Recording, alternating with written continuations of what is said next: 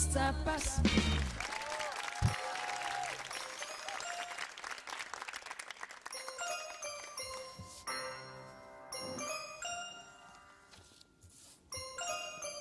Labvakar! Šodien mums būs neparastas ziņas. Mums ir apnicis šis beats. Lūdzu, uzliec kaut ko citu. Mēs izmantosim šovu, lai Salavets informētu par to, ko parasts latvietis zem egles redzēt gribētu. Viss, ko man vajag, ir tikai 100 pakas vakā.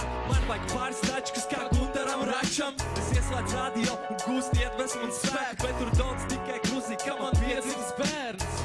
Man vajag naļiku vecīt un Račam nepatīk repšiks. Ko man tagad darīt? Politiķi saka, reāli pelnīt. Tas ir legāli pelnīt, bet viņi runā neloģiski, tā kā Renāts Zeltiņš. Es jūtu spēku un tās bailes man pazūd. Es zinu, ko es gribu un es zinu, kā dabūt.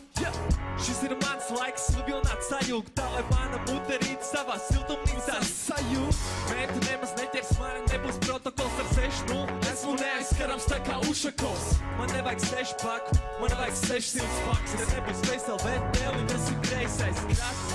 Lols jau ir klāt, brāl, un mēs kopīgi novēlam priecīgus Ziemassvētkus. Santa Klaus jau nāk, jā, tu jau zini mazāk kā tie zvani skan.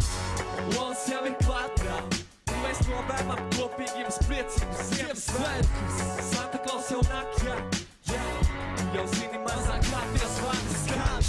Zvaniņš, zvaniņš, zvaniņš, un viss koļāk zvaniņš, zvaniņš, zvaniņš, zvaniņš.